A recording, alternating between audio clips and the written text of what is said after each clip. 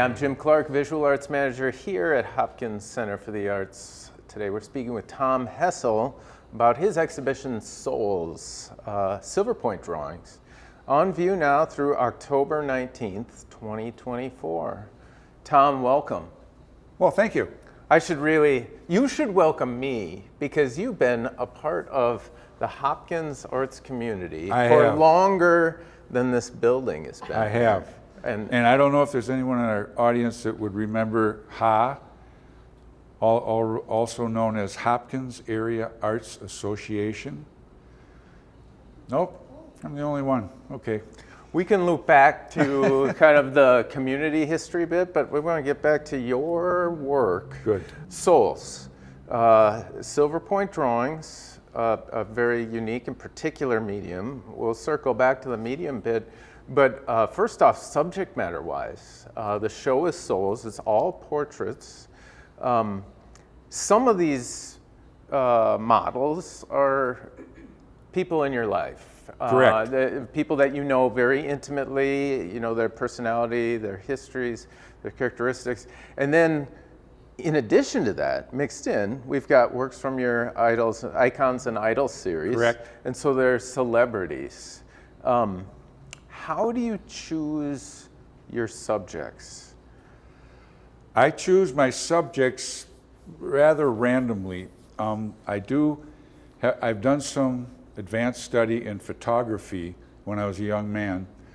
So all of my work is done from photographs. Now, I obviously did not take the photographs of my idols and icons, but I would photograph interviews or concerts or presentations from the TV, from the television. And then I would later go through them, and whenever a photograph stood out to me, I would try to express it in one way or another. And my medium for about the last, I'm going to say 7 or 8 years, has been Silverpoint drawing. And so that's what I do. So I will look through my photos, and some of my photos go back decades. They're old photos, but I would travel around and I would take my camera and take pictures of people everywhere I go. For a while when I was young, I was in a band, so I had a lot of pictures of people I encountered traveling around the United States. I went through summer down in Iowa. The carnivals, traveling carnivals, would come up and set up outside these small towns. And I would go out and take pictures from the carnival. Some people didn't like that. This woman holding her baby is one of my particular favorites. And she's the juxtaposition of this beautiful woman and her sleeping child sitting in a ticket booth in the middle of a carnival with all this fast food trash and stuff underneath her on a metal chair. It just reached out and touched me in one way. And so I walked up to her and I said, "Do you mind?" I showed her the camera and she says, "No, good." So I took this picture and I displayed it in photography displays of my photographs. Did not get a lot of attention. So years later, I decided to draw it as a Silverpoint drawing, and it got into quite a few shows. It got a little more attention. So my basic approach to the people is to create an image. One thing I found is whenever you pull up your phone or your camera, things change. People will, and immediately they'll maybe pose, but sometimes they will just automatically be themselves. And you might catch a particular expression. There's one of Butch Johnson somewhere right up here. And Butch, I ran into him at the Music in the Park. And I know Butch. And I had my phone, and he was wearing this really creative hat. I love that hat. It's a very intricately woven hat with some stones on it for a hat band. And he had it all crunched up just in his own style. And I thought, this looks great. So I got out my phone, and he said, "You're going to take my picture?" I said, "Sure." He says, "Why?" I said, "Well, you never know when you might end up in a drawing." I was teasing him, right? So I brought it up, and I don't know if that was the first shot, but I took about a half a dozen shots, and one of them was exactly how you might see Butch if you were standing there conversing with him. So that's how some of those happen. Just you walk up and you see something. You take pictures and years later you look at them and they might call for you to do something about them. And sometimes, like the one with Butch, it just happened. The lady that you see with the large white hat, that was done modeling sessions. They weren't actually modeling sessions, but she would model for me. She was a friend of mine. So I have several pictures of her that really lent themselves. So I like to think of myself as someone who creates images. And whether it's in my photographs, my drawings, paintings that I do, that's basically how I approach it. Sure. Is it important to you that you have, you're personally affected by the individual shown, or is it mostly visual? Like, I know your Both. wife is in the show, right? And yeah, and but say there's Jim Morrison and James Dean, Marilyn Monroe, and the ticket taker, right? Right. So do those individuals, whether they're celebrities or people that aren't necessarily friends or family, do they pull some emotional response out of you, or is it purely a visual thing? Like, boy, that's an interesting face. It's both. Okay. The girl with her baby in the ticket booth was emotional for me. But it was also, and maybe even firstly, very visual. I call this the Midway Madonna, because right away, to me, it was like the Virgin Mary and the Christ child, right? Only it's not. It's something completely on another world from that, but it still represents the same type of a feeling to me. So there's the Madonna and Child in a whole different world. So sometimes, to answer your question, I am emotionally affected. Most times, or even on top of that all the time, there is an element of the image. I want to be able to see the image. When I first started studying photography, it was called creative photography, they told me to always try to frame the image, right? This was back in the old days.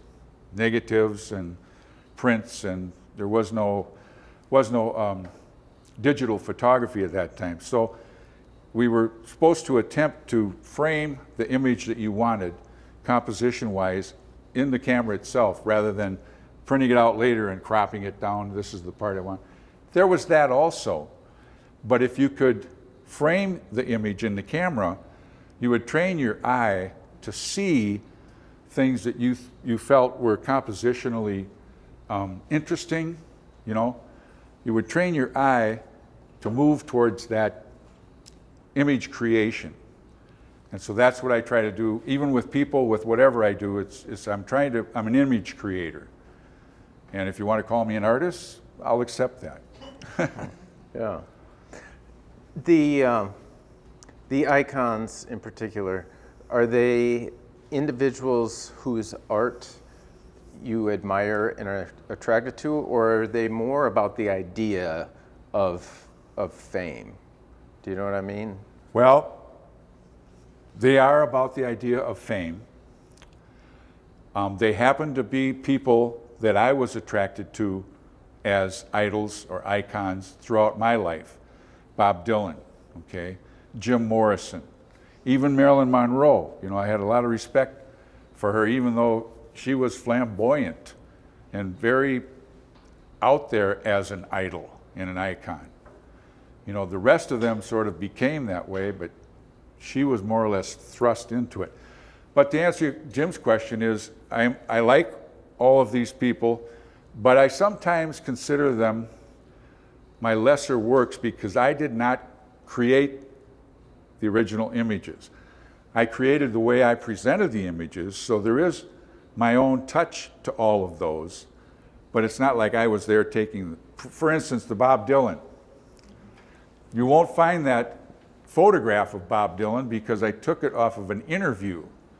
So I snapped a bunch of pictures as he was talking to someone who was interviewing him, and then I chose one of them. So I more or less snapped an instant in time of that interview, but it's not, couldn't be 100% considered my image. So, but all the rest of them, I like to create my own images. Even when I've done a lot of portrait commissions, and people will pull out their high school portrait or photograph or their marriage or something like that, and I'll say, yeah, I'd love to do that if this really means a lot to you, but it would mean more, I think, if I could come to your house and snap some pictures of you doing whatever it is you do, or sitting wherever you sit in your own environment, and then I could create something entirely new. And sometimes they insist, no, I love this photograph. So that's fine. I did a commission of my nephew's mother, and she had passed. And I had taken a bunch of pictures of her in her later life. And then he wanted me to do a drawing of her, and he brought me this picture of her when she was a young girl. I think it was her high school graduation photograph. It was beautiful. So I combined that picture and the picture that I had taken of her later in her life and combined the two. And he just thought that was fantastic because it showed her as a young girl and how she appeared in maybe the last years of her life, maybe 5 or 6 years before she passed. And so that was kind of a good way to creating that. But yeah. Do you enjoy working commissions, or are they just, I don't want to be gauche about it, but is it primarily for the business aspect of it, or do you find joy in it? I don't need the money. Yeah. Okay. I don't know if you can tell by looking at my work, but I do not sell a lot of my work. And just as I'm saying that, I sold that piece here within the last couple of years. And I do sell some of it.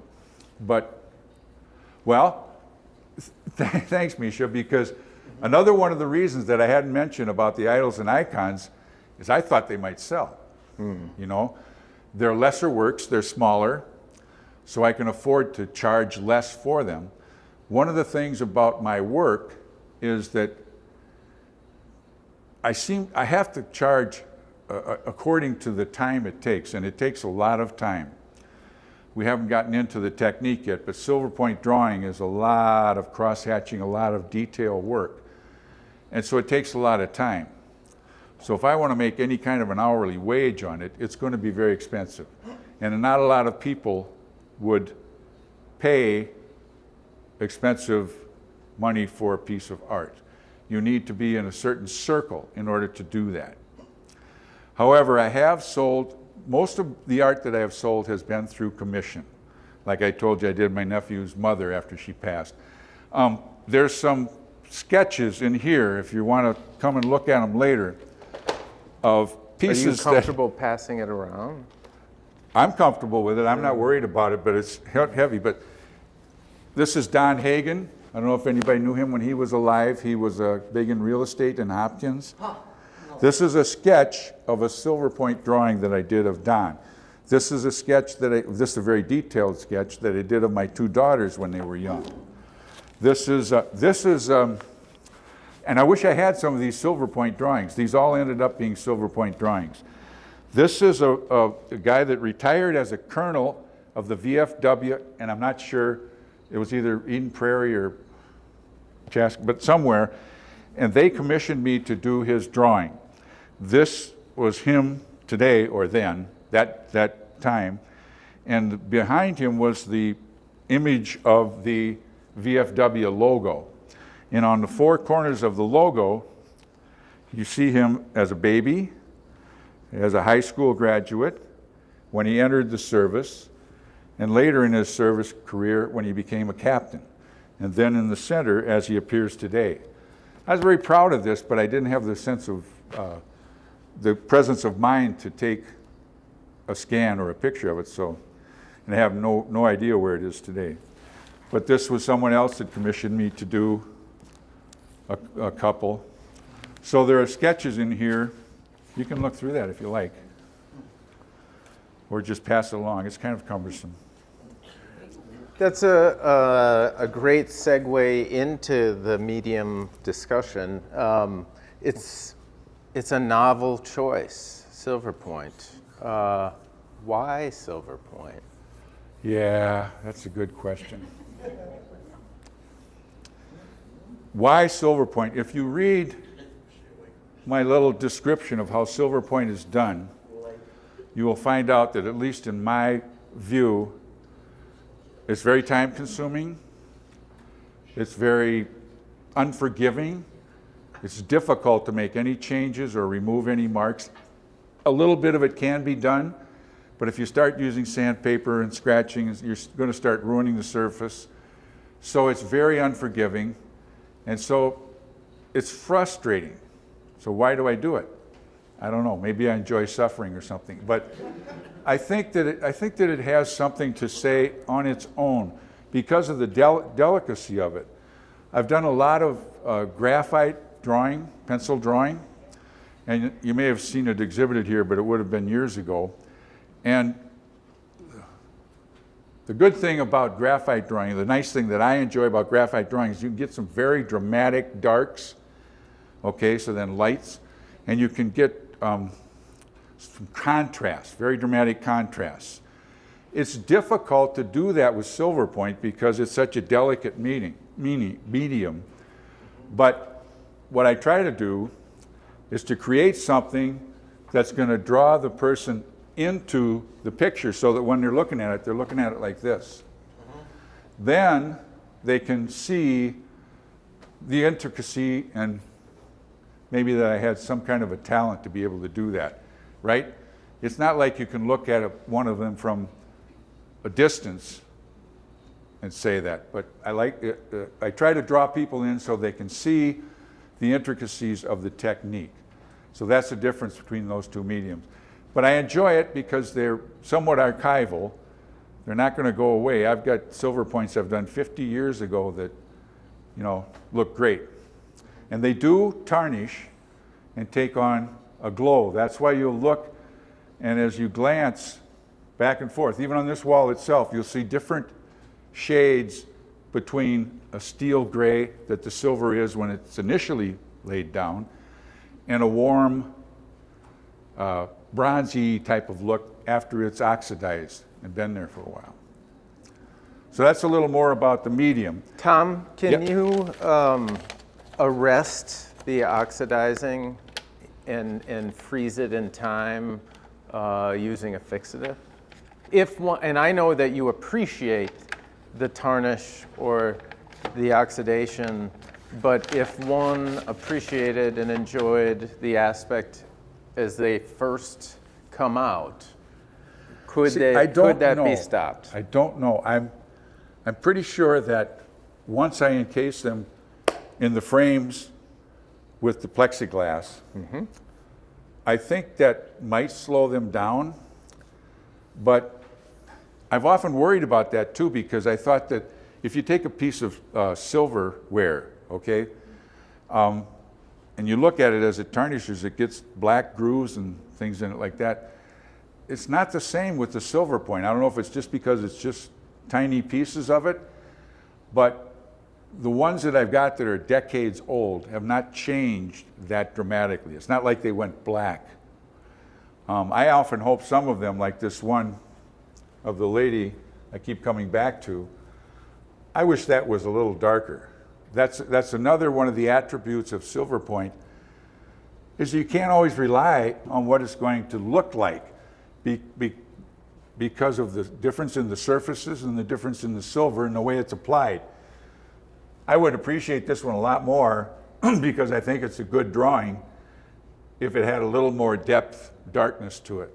This one does. For some reason, I was able to get a little more darkness in this one, and some of those down there. So I just find it interesting. Going back to what he asked me, why do I do it? I just find it interesting. I might stop one of these days and spend my golden years painting or something. We'll see. So It has a compressed value range, or abbreviated, because you can It is. only get so dark with the medium itself. And there's a certain degree of surprise involved in that you're never quite sure how and when and how much it's going to oxidize. Is that what you're saying? I like to believe, and it's true, that use the same boards and the same silver, that they're going to be relatively the same. But it's not always. Sometimes it's maybe because of the way I put the silver down.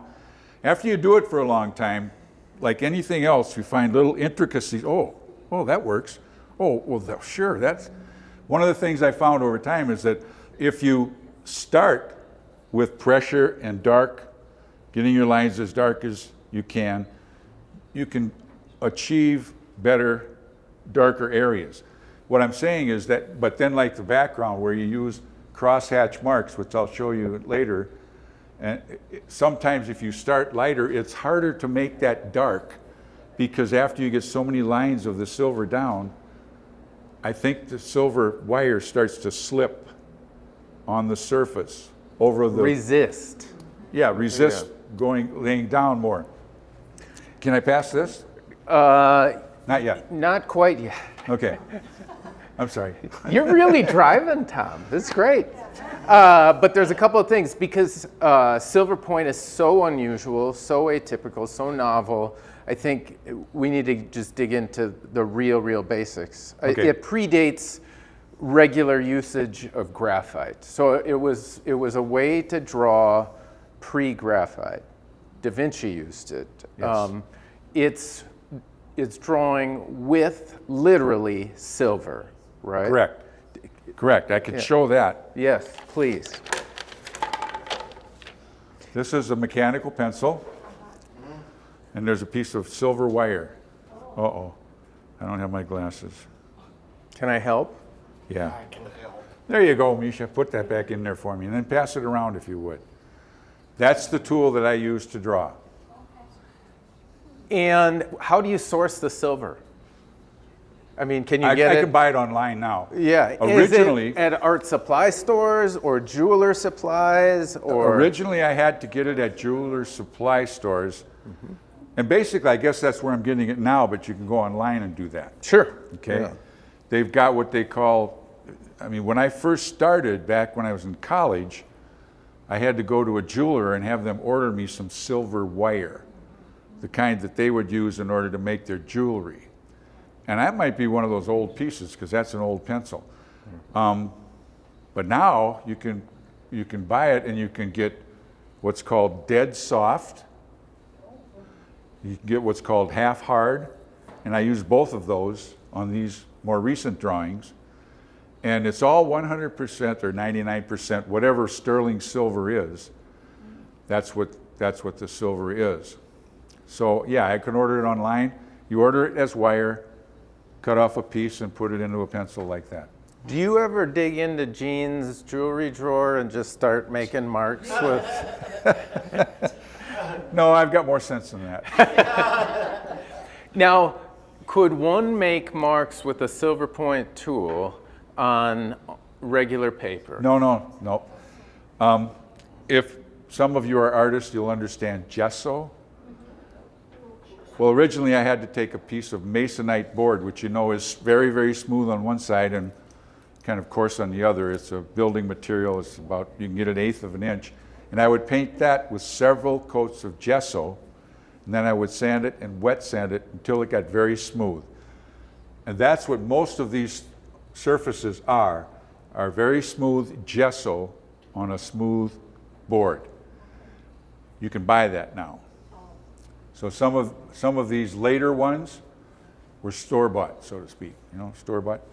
So originally it was quite an operation to paint all those back and forth, and you get all the brush marks and that, then sand them down and wet sand them, and then you'd cut the gesso with water and you'd paint some more this way and then that way, and then you sand it down, get it very smooth.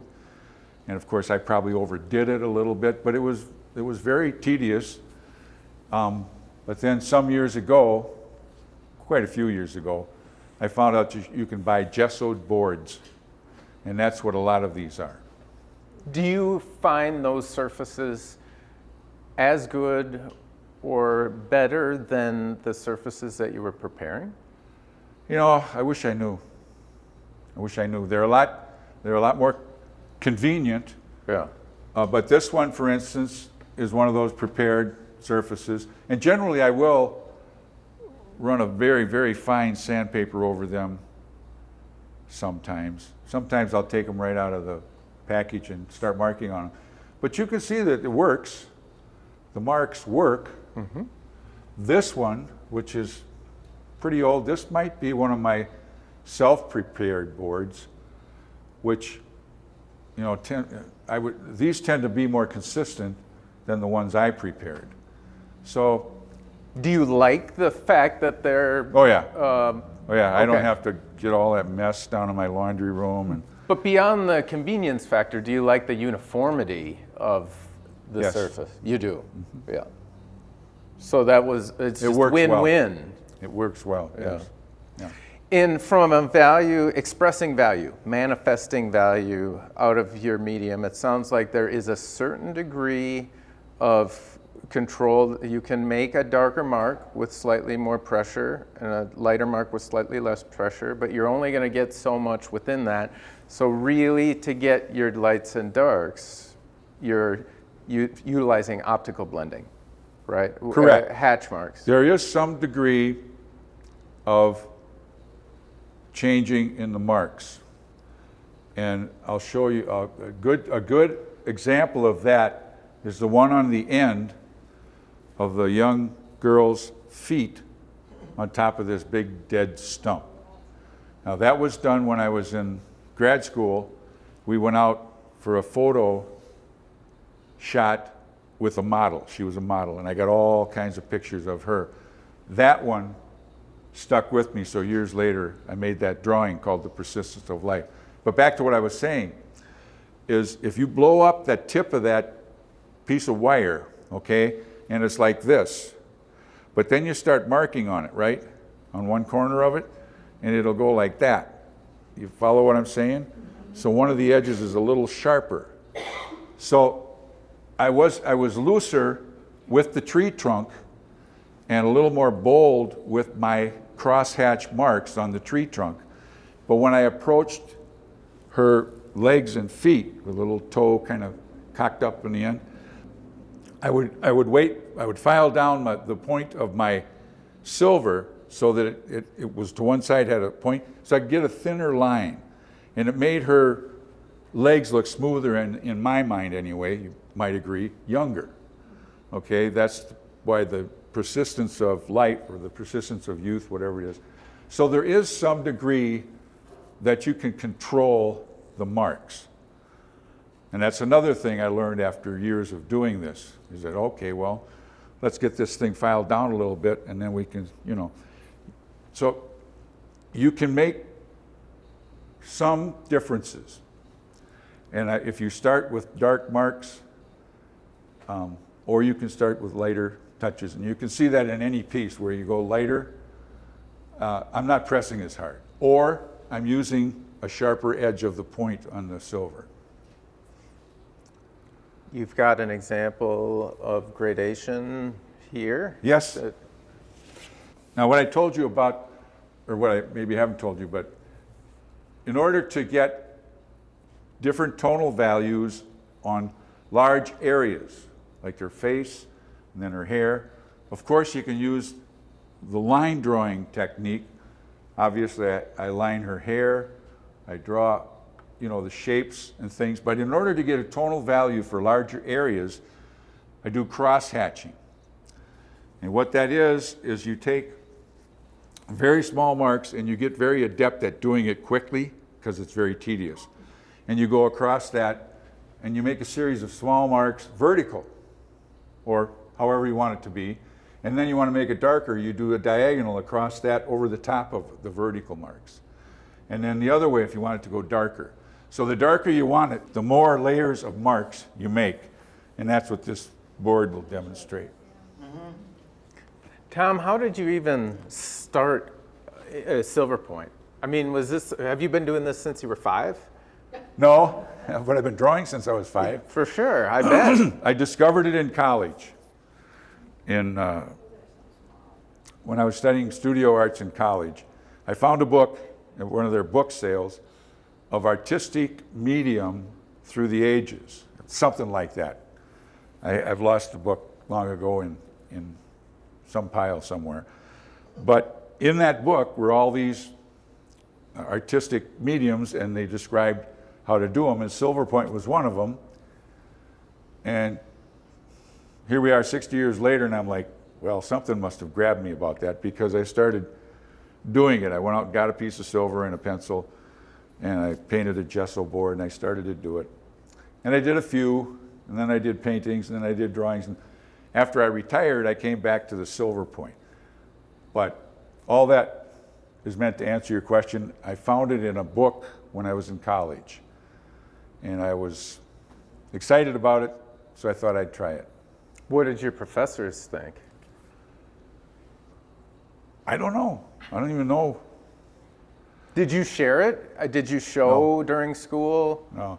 Really? I really didn't do much, if any, Silverpoint while I was in school, because I can only remember one that I did. I painted some quick gesso on a board, like I explained before, and I sanded it down.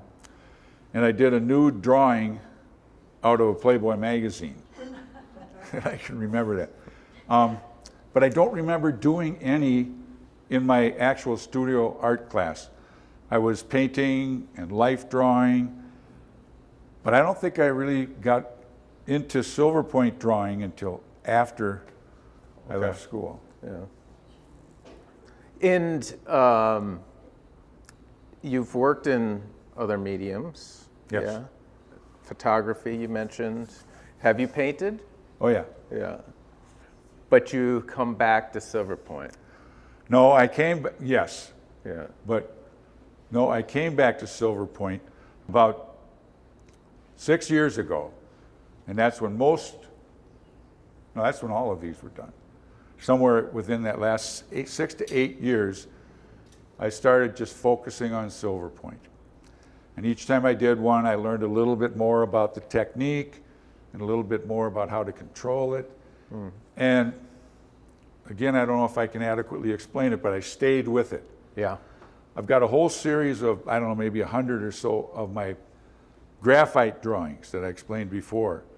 And you can see them on my website, and you'll see that they're a lot different. But I did that for many years after I retired. Then I decided I'm going to go back and do some Silverpoints, and basically that's what I did since then. How often do they not work out? Well, if you don't like them, they didn't work out.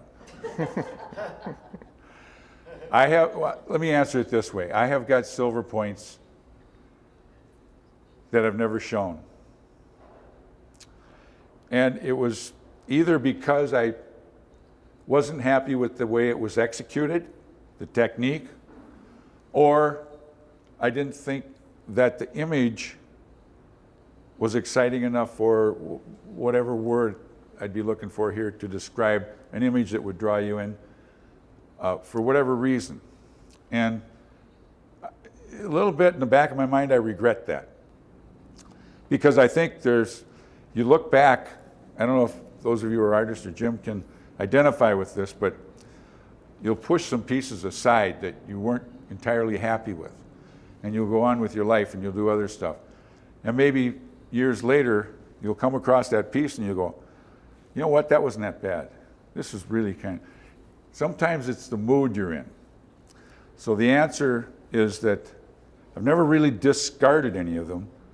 Well, that's not true either. I have taken some to where I've sanded and repainted because I just couldn't get a hold. You know, when you're doing a piece of artwork, you want to get into that right brain zone to where you don't ever want to quit. You don't ever want it to end because everything is just going so well. Mm-hmm. And then there's those other times when you're, like this, and pretty soon it's just, oh crap, you sand it down and you paint over it. So that has happened. Mm-hmm.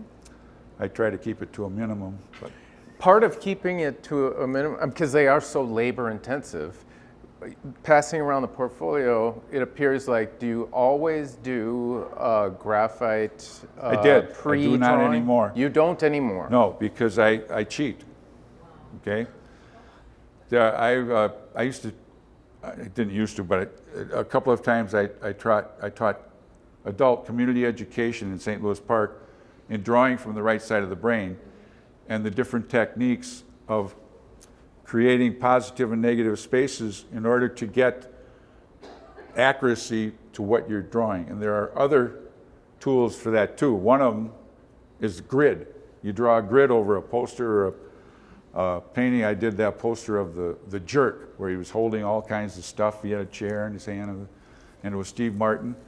And I drew a grid over that, and I had my students draw it. And you'd be surprised how many of them got it just right. But you're drawing little in smaller pieces.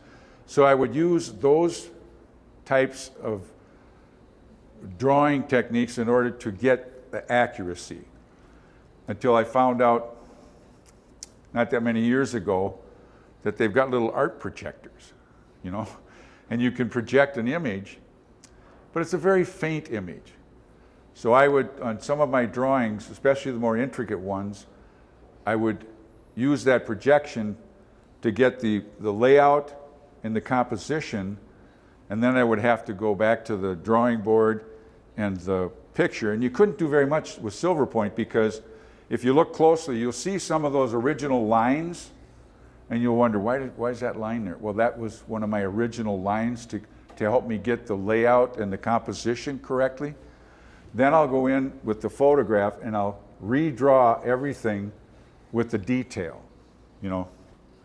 And that's where my technique comes in.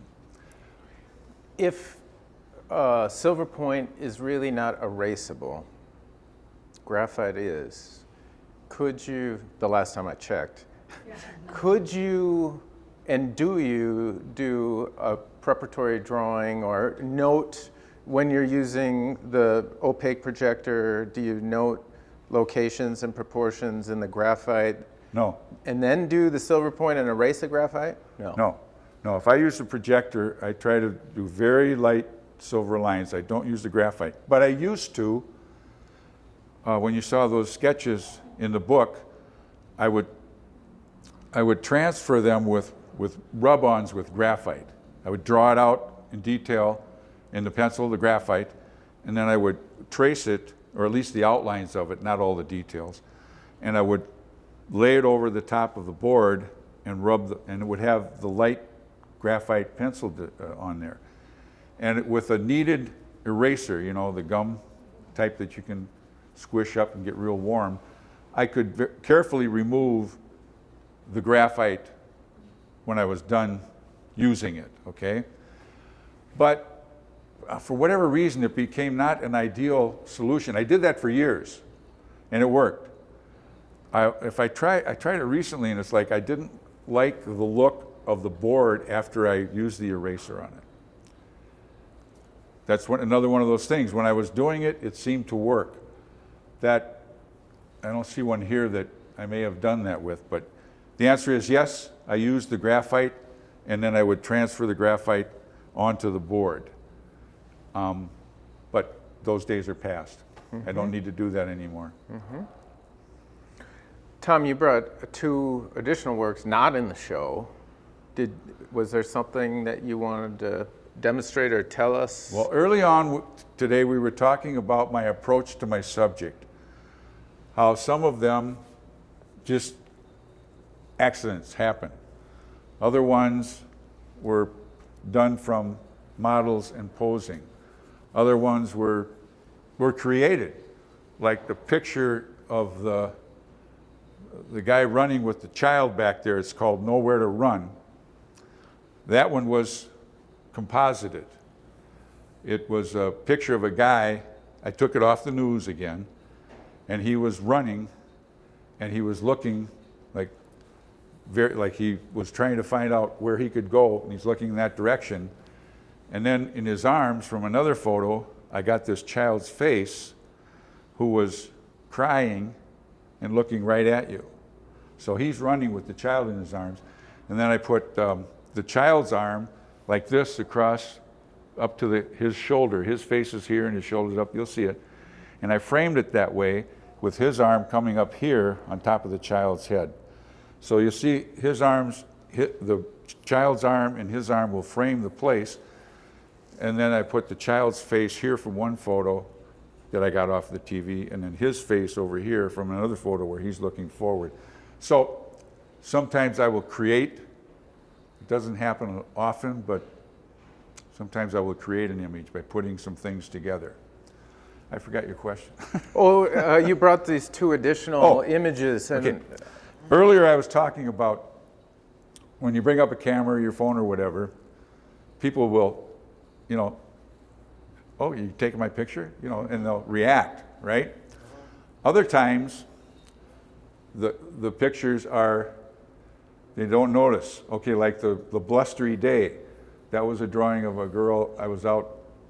We were out doing stuff, and I take a picture, and she's not looking at the camera. They're not even aware that you're taking a picture. Well, I have a poker club, and I was out of a hand once, so I stood up and I got my phone out. I was taking some pictures of my friends, the players, okay? And I got this one, and it's called Alan's Tell. Kind of look like myself. What's that? Kind of look like myself. A little bit, you're right. Yeah. You look a little bit like Alan. Yeah. And for those of you that might not know, in poker, a tell is what another poker player will look for in your face or your eyes or whatever in order to know if you've got a good hand or not, okay? Well, Alan was looking down at in this game, you've got a card and then there's other cards on the board. He was looking down at the cards on the board and he was looking pretty happy. You know, just a little twitch of a grin, you know? Unfortunately, I don't play poker. So I did this drawing of him and I call it Alan's Tell. With all of my work, and you'll read it in my artist statement, I attempt to say something either with the expression that person has or something they might be doing, like an instant in time, like the blustery day, okay? Or the guy running with the child. And there's several other ones like that. So I like to show something about the expression that will bring out a feeling in the viewer. Because there's several entities when you're looking at a piece of art. There's the art or the person in there. There's the guy that created me, and what did I intend to do with it? And then there's you, the viewer, when you look at it and you go, and you might get something completely different from what I was intending or thinking about when I drew it.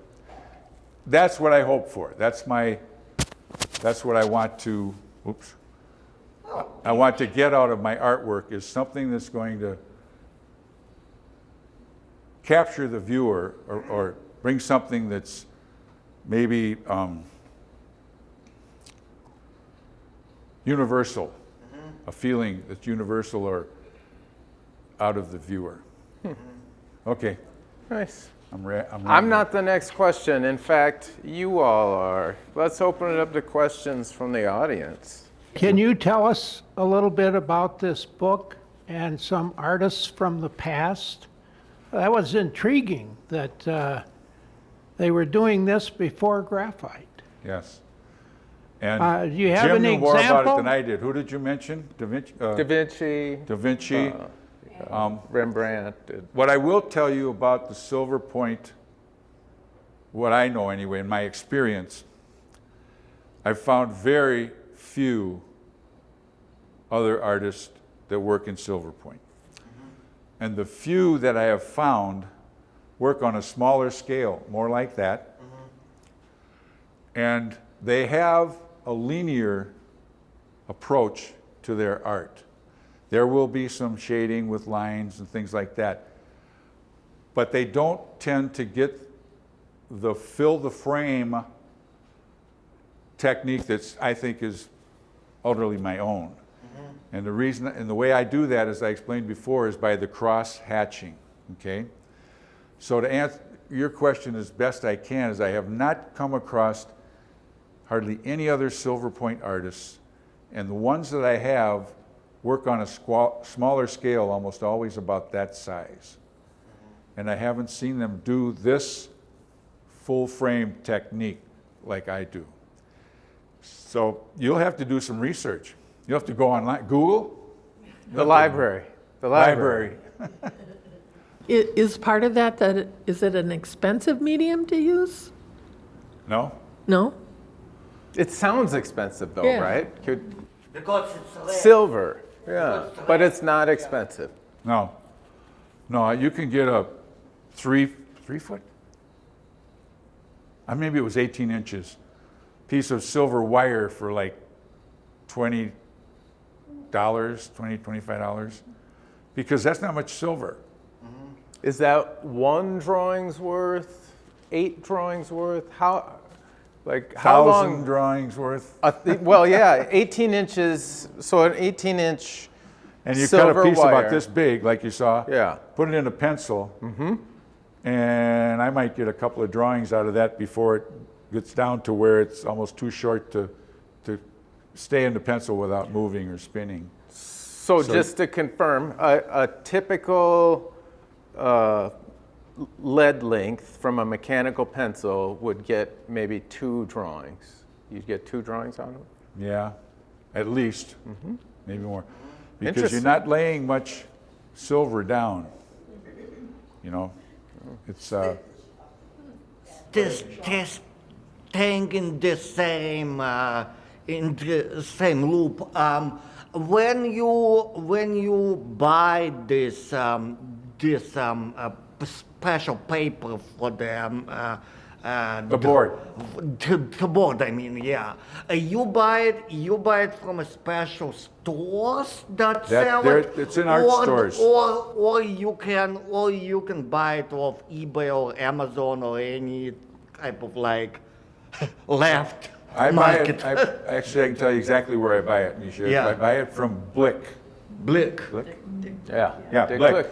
And they have a store down in Click or Edina. Blick? Edina, correct, down off 4th. Blick, got So you can go into the store and buy it, or you can be lazy like me and just go online and order it, and they'll ship it to your house free. Free? Yeah. Well, maybe not free, Yeah. but very, very inexpensively. But that's what I do. I buy it at an art supply store. The silver I have to buy from a jewelry supply store, but you can also find them online, like I did. Yeah, because I know that in some places like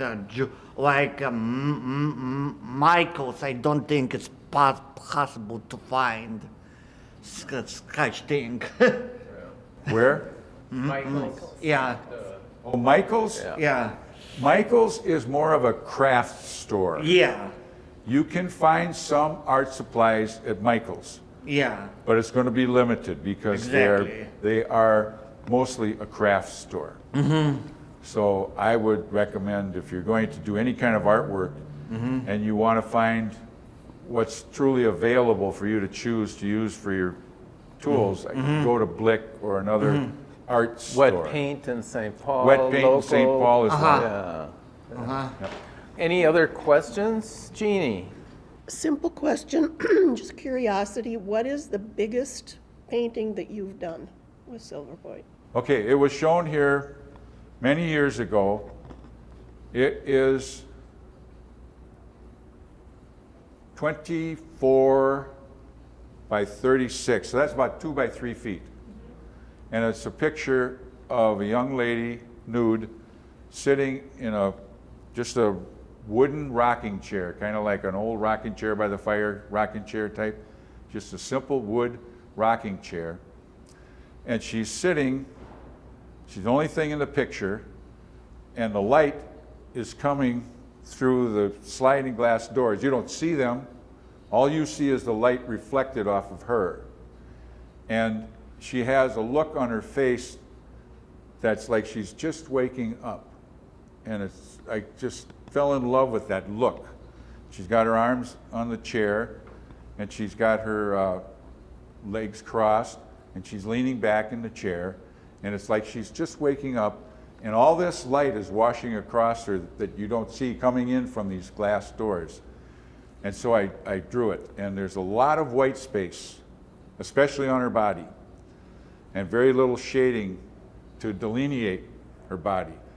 And that was one of my better drawings. And then the other thing I was wondering is, if you do make a mistake, you had said you can't put gesso on top of it? That's a little difficult because before when But you have, right? No, I've sanded. I have not tried to put gesso over unless it's a very drastic mistake. You could put gesso over the top, but in order to cover the silver, you'd have to do a few coats. Then you'd have to sand it down. It wouldn't be ideal, wouldn't work. But I have taken fine sandpaper and sanded out some lines, or almost sanded them out, because sometimes they don't come completely out, but made them fade enough to where I can go in and make corrections. So it's not entirely impossible, but it is difficult, and there are dangers when you try to do that you may alter the surface in some way that's not going to be desirable. So you can do a little bit of it, but it's difficult, and you have to be careful, because you could alter the surface and then you have to start over. The big picture, you mentioned it was at a show here at the Hopkins Center for the Arts? Yes? When was that, do you know? I want to say 2012. I've been around a long time. Thank you. The picture itself was done somewhere in the late 1970s, I believe, yeah. That's the one I mentioned before that is decades old. It's almost 50 years old, and it really hasn't changed. It hasn't altered. They are somewhat archaic. Tom, thank you so much for sharing your work with our community. Well, thank you for giving me this opportunity. And Thanks for for being everything you've meant to this community, because you were instrumental in making sure that Right. this had a gallery space. And Yeah, they went, like everything that goes through City Hall, there was a lot of machinations and different people fighting other different people. And I was telling Jim the other day, there was a time during all of that back and forth with the mayor and the city, etc., as there are. as there always are, Yeah. there was a design that did not include a gallery, a visual arts gallery. And of course, our grassroots group, Hopkins Area Arts Association, did not like that. The main driving force for this art center, which was Child's Play? Formerly. Now Formerly Stages Theater. Stages was Yeah. formerly Child's Play, and their leader was the driving force behind this. So they didn't have a whole lot of need for a gallery, art gallery. But the artists that got together for Hopkins Area Arts Association in order to support the building, we felt that the gallery was absolutely necessary. So we fought them on it, and it went back to the drawing board. And this is not a story or a fable, but the architect, his name just left me, but came in with this drawing of the curved front and all glass and stone. He came in with this design, and everybody looked at it and went, that's it, that's it. All they did was change a few spaces in the offices and the classrooms, and everything was just like he'd drawn it out. And from then on, it was history. Everybody signed off. Thank you for your advocacy. Thank you. It's been the springboard for many individuals. Yes, it and the has. opportunity to share their work with hearts and minds. And I'll tell you what it has grown in today with its management is really wondrous. It's really fantastic. You can visit other art centers, and nothing against them, but they don't quite measure up to this one. I think, thank you. All right, I'm done. We've been speaking with Tom Hessel about his exhibition Souls, Silverpoint Drawings, on view through October 19th, 2024.